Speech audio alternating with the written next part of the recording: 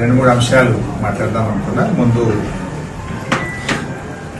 ఈరోజు వర్షాకాలం ప్రారంభమైంది. రాష్ట్రంలో ఎక్కడ కూడా ఇప్పుడే చెప్పారు బోర్డు బంద్ చేసుకోమని ఆశపడి బయట పంపేది. వర్షాకాలం ప్రారంభమైంది.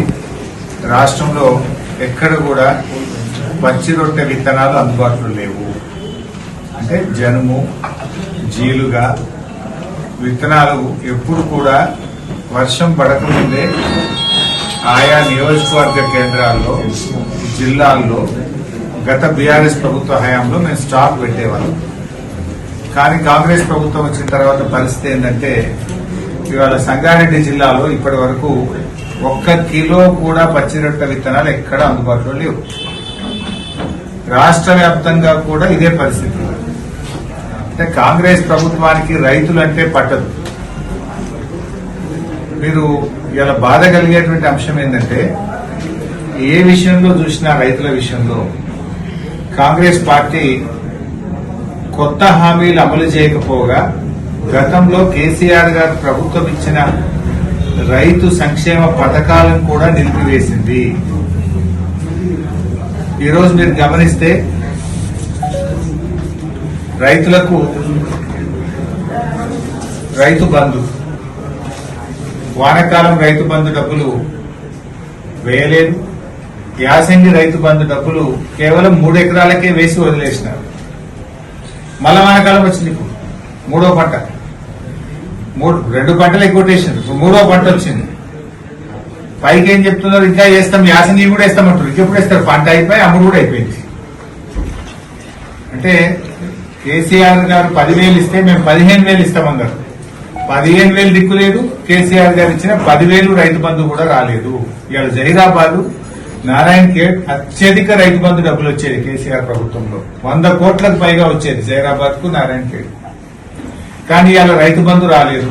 మీరు గమనిస్తే రైతు బీమా ఫిబ్రవరిలో కట్టాల్సిన పైసలు ఇప్పటి వరకు కట్టకపోవడం వల్ల రైతులు చనిపోతే గత 4 నెలల నుంచి రైతు బీమా రావడం లేదు. కేసీఆర్ గారు 6 ఏళ్లు ఇచ్చిండు రైతు బంధు, 11 విడతల రైతు బంధు ఇచ్చిండు. ఎప్పుడు ఆగలే. కరోనా వచ్చిన ఆగలే, పెద్ద నోట్ల రద్దు వచ్చిన ఆగలే. రేవంత్ రెడ్డి వచ్చినాక ఇప్పుడు 2 పంటలు ఆగిపోయింది రైతు బంధు. ఇప్పుడు 3వ పంట మళ్ళీ ఇప్పుడు వానాకాలం రానే వచ్చింది. సో రైతు బంధు ఆగింది, రైతు బీమా ఆగింది. ఇవాళ పచ్చి రొట్టె విత్తనాలు చివరికి గ్రీన్ మాన్యూర్ కూడా ఆగిపోయింది. ఇవాళ పచ్చి రొట్టె విత్తనాలకు ఇంకా ధర అయితే పెంచింది. ఇంతకుముందు పోయిన సంవత్సరం 30 కిలోల సంచులు వస్తారు పచ్చి రొట్టె విత్తనాలు. జీలుగా 1116 ఉంటే ఇప్పుడు 2137 చేసింది. జనుము ఇంతకుముందు 1448 రూపాయలు ఉంటే సంచి ఇప్పుడు 2510 రూపాయలకు పెంచింది. అంటే విత్తనాల ధరలు పెంచింది, కానీ విత్తనాలు మాత్రం అందుబాటులో లేవు. కేసీఆర్ గారు ఉన్నప్పుడు సబ్సిడీ ఎక్కువ, రైతులు కట్టేది తక్కువ. కానీ రేవంత్ రెడ్డి వచ్చిన తర్వాత సబ్సిడీ తక్కువ, రైతులు కట్టేది ఎక్కువ. ఉల్టా అయిపోయింది. పోనీ ఆ విత్తనాలను అందుబాటులో ఉన్నాయంటే ఇయ్యాలటి వరకు సంగారెడ్డి జిల్లాలో ఒక సంచి రాలేదు. ఇప్పటికి 3-4 వర్షాలు పడ్డాయి జిల్లాలో. రైతులు దున్ని పెట్టుకున్నారు. పచ్చి రొట్టె విత్తనాలు ఇద్దామంటే ఒక సంచి కూడా దొరుకుతలేదు. ధరలు పెంచిండ్రు. ఇంకా వీళ్ళకు సంగారెడ్డి జిల్లా మీద రేవంత్ రెడ్డికి ఎందుకు కోపమో నాకైతే అర్థమైతలేదు. మన జిల్లాను నేషనల్ సీడ్ కార్పొరేషన్ కి అప్పచెప్పారు. సంగారెడ్డి, మెదకు, సిద్దిపేటను ఎన్ఎస్సికి ఇచ్చిండ్రు, ఢిల్లీ ఓట్ సప్లై ఇవ్వాలన్న.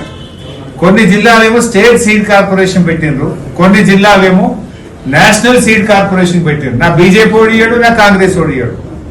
8 ఎంపీలు గెలిచారు. నేషనల్ సీడ్ కార్పొరేషన్ కింద ఉమ్మడి మెదక్ జిల్లా ఉంటే వాడు ఒక్క సంచి పంపలే బీజేపీ ప్రభుత్వం. మరి రాష్ట్ర ప్రభుత్వం మరి ఢిల్లీ ఓడియలేదు, వీళ్ళని ఇయ్యాలి కదా.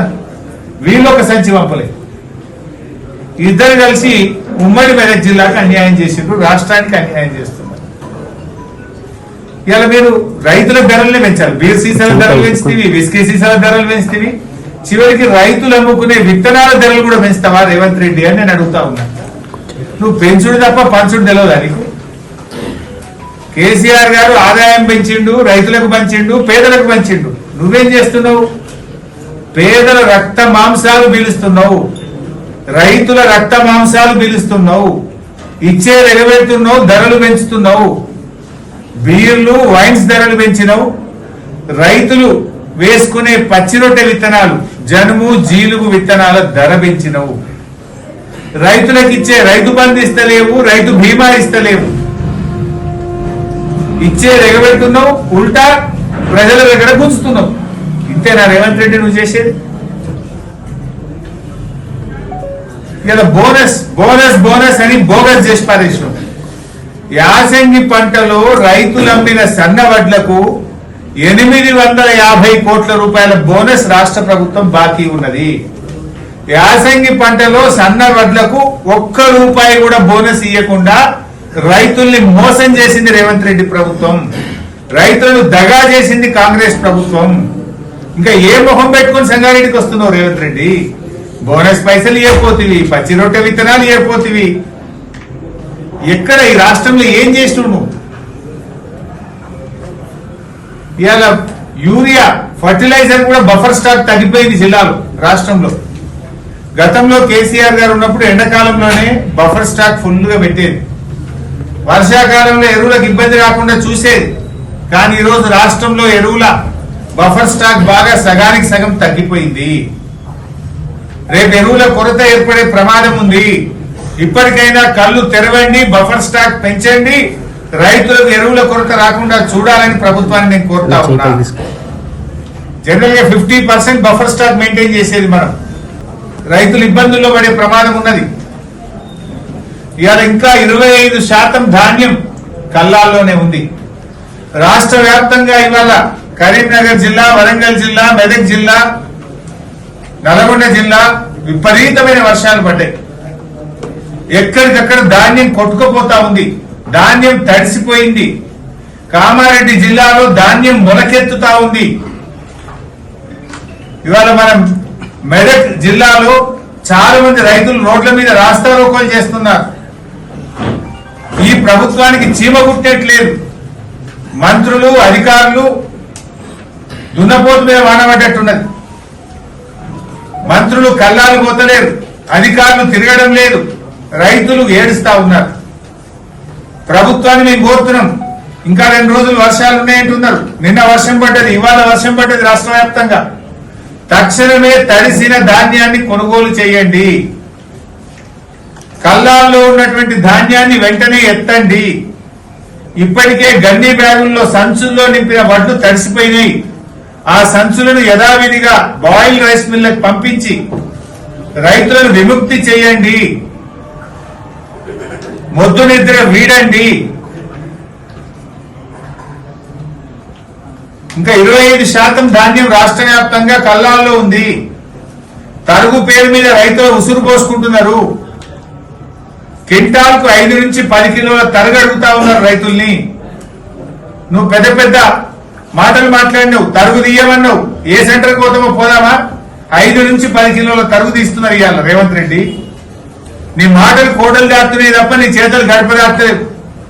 నీ మాట ఎవడు ఇంటలేడా? నువ్వు నేను అత్త మీద ఉత్తుత్తగా చెప్తా, మీరు తరుగు తీసుకోండి అని చెప్తున్నావు లోపలికి వెళ్ళి. నువ్వు అసెంబ్లీలో చెప్పిన మాటలకే విలువ లేదు. అసెంబ్లీలో చెప్పినావు తరుగు తీస్తలేమని. మరి ఎందుకు తరుగు తీస్తున్నారు? అధికారుల మీద యాక్షన్ తీసుకో.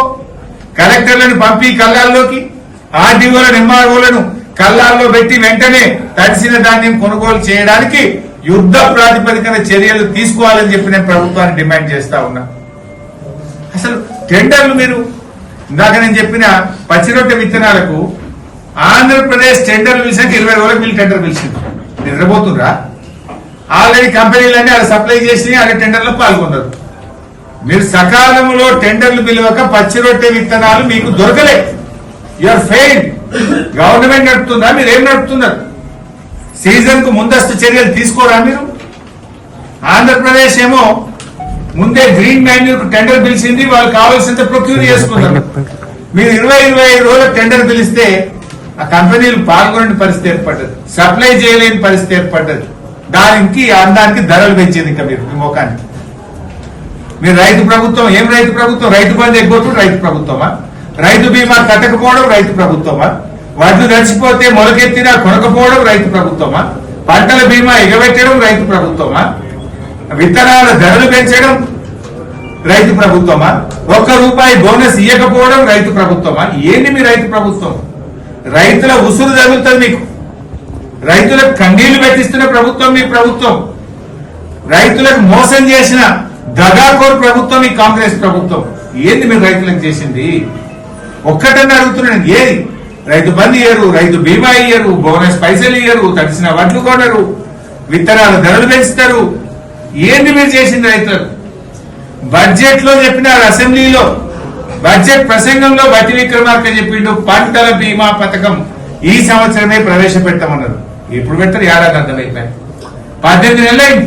పంటల బీమా పథకం అటకెక్కింది, పత్త లేకుండా వీకింది. రైతుల ప్రీమియం కూడా ప్రభుత్వమే కట్టదని చెప్పింది.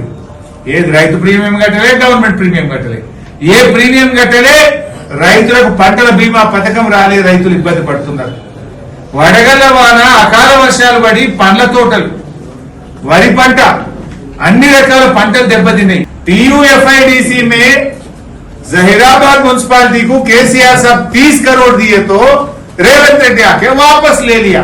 ये दिया है और कुछ नहीं दिए. और भी दिए. गांवों का रोड अच्छा नहीं है बोल के हमारा मानिकराव साहब पूछे तो हम 50 कोटी रुपए जहीराबाद में गांवों को रोड डालने के दिए, वो भी वापस लिए. अरे तुम दिया क्या? जो केसीआर साहब के हुकूमत दिए सब वापस ले ले, तुम्हारा काम हो गया. देने का कुछ नहीं है. రేవంత్ రెడ్డి గారిని డిమాండ్ చేస్తున్నా, సరే మేము గంటే వాటి ఇనాగ్రేషన్ చేస్తున్నాం, చేస్తే చెయ్యి, మాకేమంత పెద్ద, ప్రజలకు తెలుసు కదా. जहीराबाद आम जनता को मालूम है कौन बनाए, पब्लिक को मालूम है. तुम आके रिबन काटे तो हमारे को क्या जाता? लोगों को मालूम है कौन करे. केसीआर साहब ने करे, हमारे एमएलए मानिकराव साहब करे बोल के सब लोग जहीराबाद में जानते हैं. बसवेश्वर विग्रह कट्टिंది बीआरएस, రైల్వే ఓవర్ బ్రిడ్జ్ కట్టింది बीआरएस, 100 కోట్ల రూపాయలతో నిమ్స్లో రోడ్ వేసింది बीआरएस, కేంద్రీయ విద్యాలయాన్ని తెచ్చింది बीआरएस. ఇది ప్రజలకు తెలుసు. నువ్వు వచ్చి రిబన్ కట్టితే మాకేమైతుంది? ప్రజలకు తెలుసు కదా ఎవరు చేసిండ్రో. నువ్వు నిజంగా జహీరాబాద్ మీద ప్రేమ ఉంటే మా రద్దు చేసినవన్నీ వాపస్ ఇయ్యి. ఆ పంచాయతీరాజ్ రోడ్లు పునరుద్ధరించు. టీయూఎఫ్ఐడిసి 30 కోట్లు వాపస్ ఇయ్యి. ఎస్డిఎఫ్ లో జహీరాబాద్ మున్సిపాలిటీకి ఇచ్చిన 25 కోట్ల రూపాయలు తిరిగి పునరుద్ధరించి ఇక కొత్త పైసలు ఏమంటే ఇచ్చిపో. పాతవి పునరుద్ధరించు, కొత్తగా 100 కోట్ల రూపాయలు ఇయ్యి మా మున్సిపాలిటీకి. అప్పుడు నువ్వు మేం కట్టిన వాడికి రిబ్బన్లు ఎత్తించుకోనికి వస్తే ఏమవుతుంది? కమ్సే కమ్ మా పైసలు మాకు వాపసి, ఇంకో 100 కోట్ల రూపాయలు జహీరాబాద్ కు ప్యాకేజీ, రేపు మా ఎమ్మెల్యే సార్ ఇంకోటి కాయిదాలు ఉన్నాయి ఇస్తాం. ఇచ్చిన ఇంకొక గొప్ప బహుమానం ఇచ్చింది రేవంత్ రెడ్డి. జహీరాబాద్ ను సస్యశ్యామలం చేసే సంగమేశ్వరుని అట్టెక్కించాడు. బసవేశ్వర సంగమేశ్వరకు బంద్ కర్ దియా. నేను రేవంత్ రెడ్డి గారు బసవేశ్వరుడి విగ్రహం ప్రారంభించడం కాదు, నీకు సంగారెడ్డి జిల్లా ప్రజల మీద ప్రేమ ఉంటే ఆ బసవేశ్వర ప్రాజెక్టు పనులకు నిధులు కేటాయించు, పనులు జరిపించు. మా జహీరాబాద్ కు 1,00,000 ఎకరాలు నీళ్లు ఇచ్చే సంగమేశ్వర ప్రాజెక్టు పనులు జరిపించు, మా రైతులకు నీళ్లు అందించు అని చెప్పి నేను డిమాండ్ చేస్తా ఉన్నా. బీఆర్ఎస్ పార్టీ పక్షాన, మా మాణిక్యరావు పక్షాన, మా జహీరాబాద్ ప్రజల పక్షాన మేము డిమాండ్ చేస్తా ఉన్నాం. బసవేశ్వర సంగమేశ్వర ప్రాజెక్టులను పునరుద్ధరించండి. 3,00,000 ఎకరాలకు సంగారెడ్డి జిల్లాలో నీళ్లు ఇచ్చే ఈ ప్రాజెక్టును కొనసాగించి యుద్ధ ప్రాతిపదికన పూర్తి చేయాలని చెప్పి మేము కోరుతా ఉన్నాం.